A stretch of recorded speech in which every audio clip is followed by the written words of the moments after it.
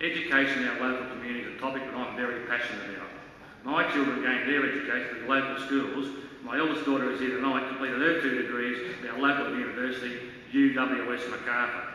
In today's society, the importance of a good education cannot be underestimated because it opens up opportunity and helps build our society so we can have people with the skills we need to lead us into the future.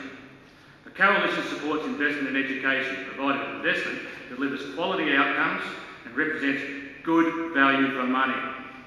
It is here where we see the difference between the Coalition and the Rudd government when it comes to investing in our local schools. When the Coalition was in government, we created the Investing in Our School program. This program invested billions of dollars, but most importantly, the decisions on what the money was spent on was done at a local level. The Investing in Our Schools program gave schools in Macathur what they actually needed. Our program delivered $1.8 million to fund 18 projects in 1 year alone. These included $150,000 for oval irrigation and shade structures for Bradbury Public School, $133,000 for multimedia upgrades at Campbelltown Performing Arts High School, $150,000 for shade structure at Elderslie High School, $93,000 for air conditioning at Narellan, all value for money. This successful program was actually on day one of Labor winning the election. My opponent will no doubt rattle off figures and amounts to wow you this evening, but please keep this in mind.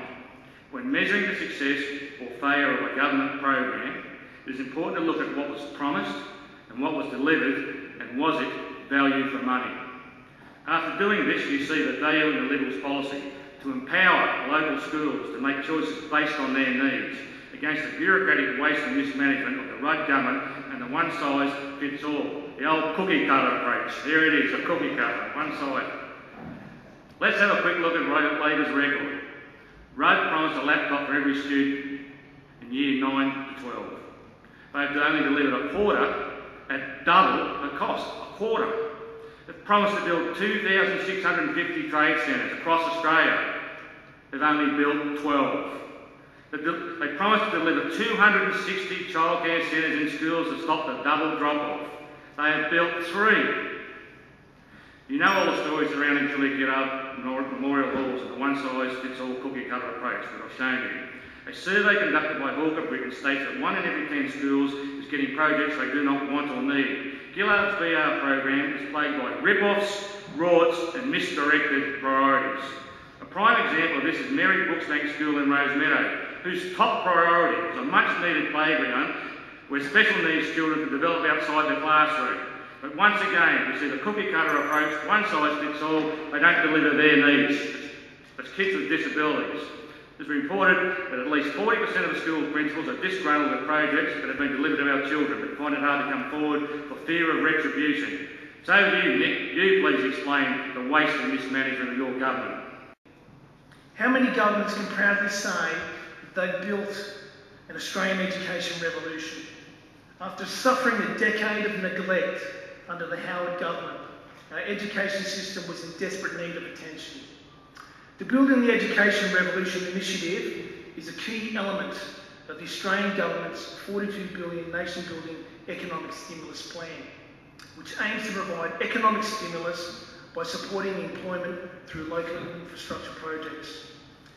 $16.2 billion has been invested into Australia's education system in order to provide world-class educational facilities through new infrastructure and refurbishments to all eligible Australian schools. This is the biggest modernisation program in the country's history. As a carpenter by trade, I really appreciate how this program has not only revolutionised our educational facilities, but also how it has supported the jobs of hard-working tradies during difficult times. The $14.1 billion has been allocated to building the primary schools for the 21st century.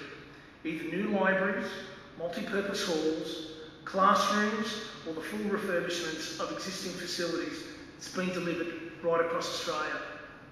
Our secondary schools have also been given a boost into the 21st century, with $821.8 million being allocated to the development of science and language centres.